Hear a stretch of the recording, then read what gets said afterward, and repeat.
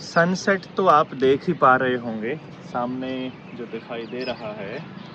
और आधा सूरज डूबा हुआ है, आधा अभी है दिखाई दे रहा है। और इस वीडियो को आप थोड़ा फास्ट फॉरवर्ड करेंगे तो आपको मज़ा आएगा देखने में। मैंने एक 5-10 मिनट की ये वीडियो बनाने की सोची।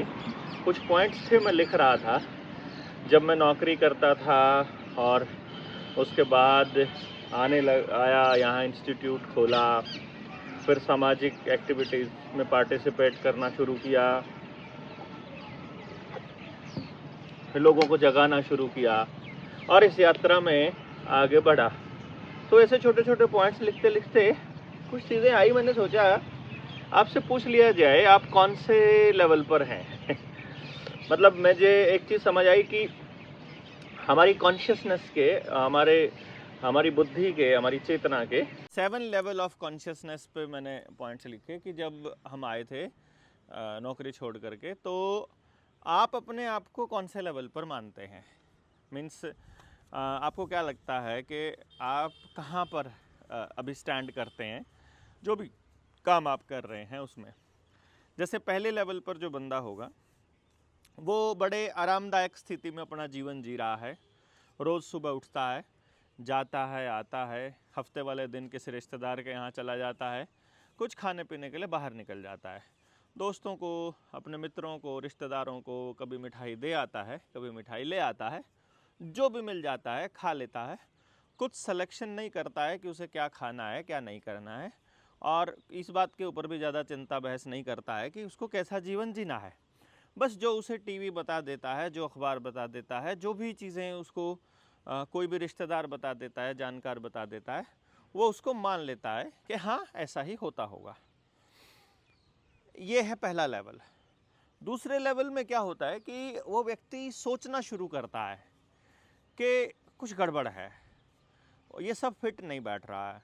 रोज़ सुबह उठो, रोज़ आओ, सेम उठो, नौकरी पे जाओ, शाम को वापस आ जाओ, फिर वीकेंड पे चले जाओ, कोई इनविटेशन है तो वहाँ चले जाओ, और उसको दिक्कत होने लगती है। ये सेकंड लेवल है।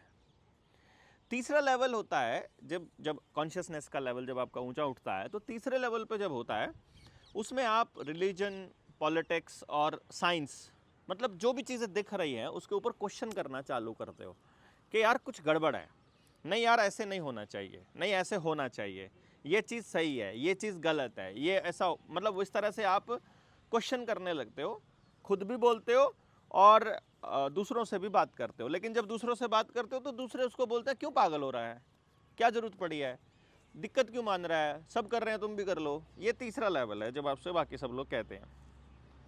फिर चौथा लेवल आता है, उसमें आपको मैनिपुलेशन समझ में आ जाती है कि गड़बड़ हो रही है और ये गड़बड़ है और मुझे ये वाला जीवन नहीं चाहिए, मुझे इसको बदलना है।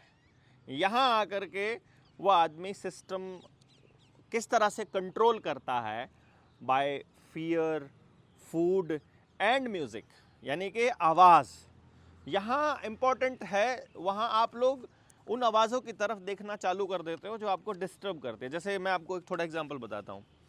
फिल्मों में जब लड़ाई हो रही होती है तो बैकग्राउंड म्यूज़िक अलग चल रहा होता है, जब प्रेम हो रहा होता है तो बैकग्राउंड म्यूज़िक अलग हो रहा होता है, जिस टाइम डर का माहौल होता है तो बैकग्राउंड म्यूज़िक अलग हो रहा होता है। वो बैकग्राउंड म्यूज़िक आपके दिमाग के ऊपर डायरेक्ट असर डालता होता है। तो बैकग्राउंड म्यूज़िक का बड़ा रोल है।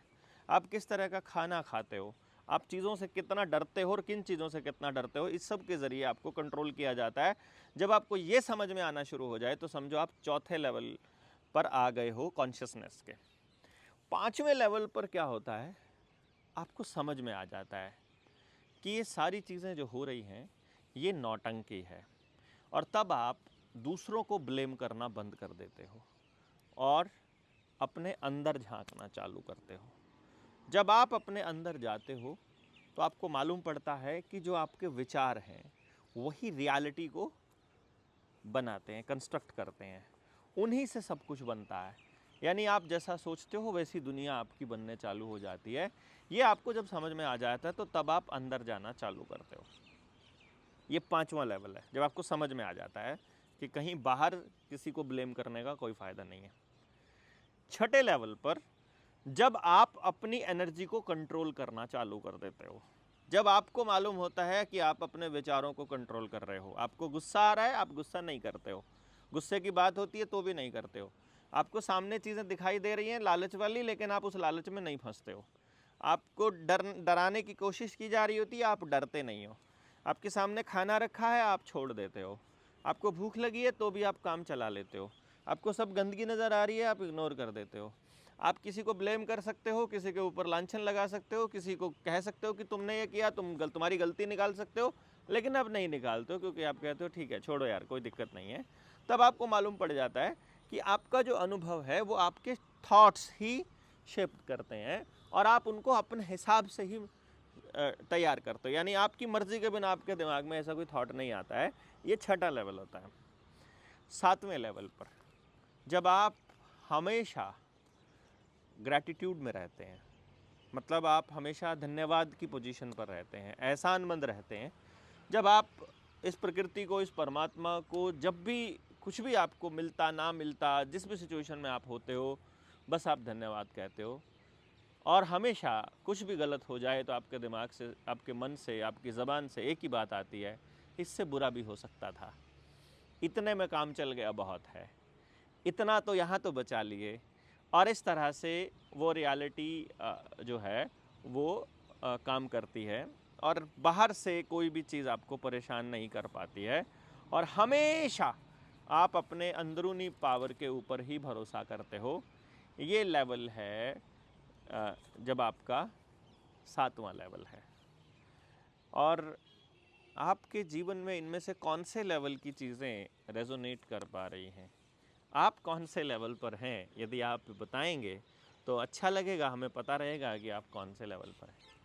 यदि आज इस समाज में चल रही चीज़ों में आप फिट नहीं बैठते हो और आपको चीज़ें गलत लग रही हैं, लोग आपको ब्लेम करते हैं, लोग आपके ऊपर तरह तरह के कमेंट करते हैं, तो यकीन मानिए आपने अपना लेवल ऊंचा उठा लिया है, आप ऊपर उठ चुके हो, और अपनी वाइब्रेशन को ऊपर उठाते रहिए, क्योंकि जब आप ऊपर उठते हो तो चीज़ें आपके हिसाब से होती हैं। आपके कमेंट्स का इंतज़ार रहेगा।